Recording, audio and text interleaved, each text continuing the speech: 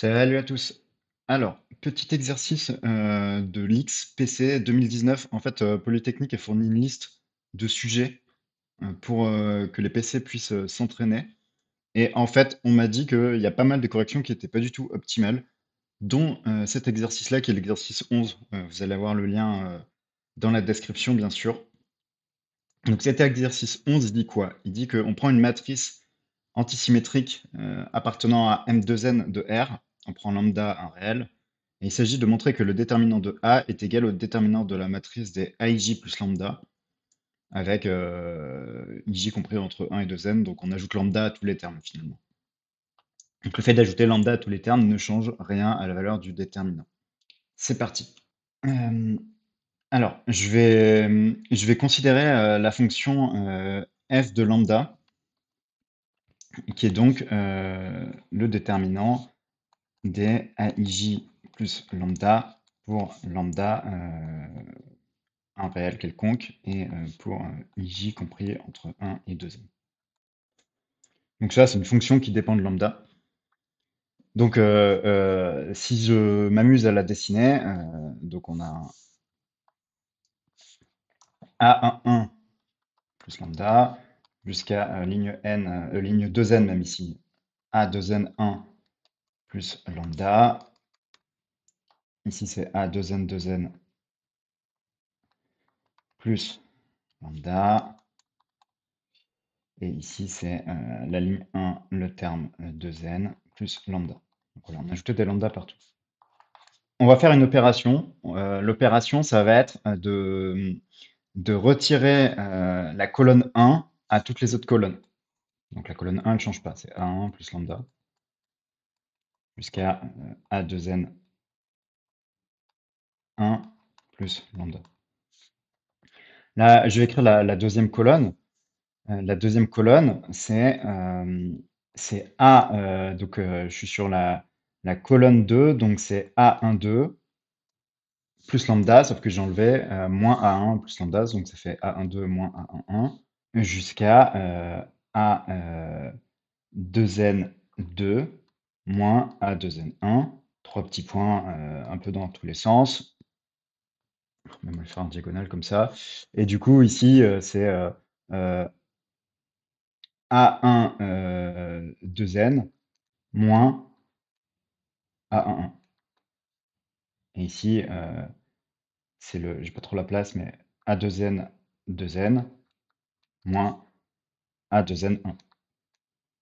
Autrement dit, en retirant la colonne 1 aux autres colonnes, donc l'opération que je fais, c'est CJ devient CJ moins C1.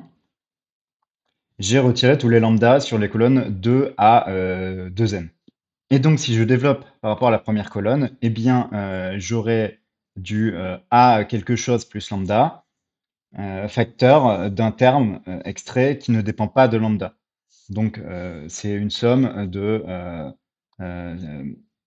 k égale 1 à n. Bon, il y a du moins 1 puissance k plus 1, mais on pourrait l'inclure dans le déterminant caché, et on s'en fout, c'est pas ça l'important. Des a, on va jusqu'à 2n d'ailleurs, des a k1 plus lambda, facteur du déterminant extrait que je vais noter ck1, qui ne dépend pas de lambda. Et donc, du coup, ce qui est intéressant avec ça, c'est que f, en fait, c'est une fonction affine, puisque c'est des termes en lambda et des termes qui ne sont pas en lambda. Donc maintenant, on cherche A et B tels que f de x égale ax plus b. Bon, et ça, qu'est-ce qu'on sait? On sait que f de 0, c'est z de a, donc c'est b. Et on sait quoi d'autre? On sait que a, elle est antisymétrique. Et du coup, si je regarde f de lambda, donc c'est le déterminant des AIJ plus lambda. Celui-ci est égal à sa transposée, parce qu'un déterminant est toujours égal à sa transposée. Donc, c'est égal à déterminant de AIJ plus lambda transposé. Et ça, c'est assez pratique parce que le fait de la transposer, c'est quelque chose de linéaire, donc ça fait transposer de AIJ plus transposer du déterminant enfin, de la matrice qui n'a que des lambda. Donc on pourrait le noter comme ça. Cette partie-là, ce qui est important, c'est qu'elle ne change pas. Et cette partie-là, ça fait apparaître un moins. Donc ça fait le déterminant de moins AIJ plus lambda. Et donc, qu'est-ce qu'on peut faire ensuite? On peut mettre un moins devant tout ça, ce qui va faire sortir un moins 1 puissance 2n devant le déterminant.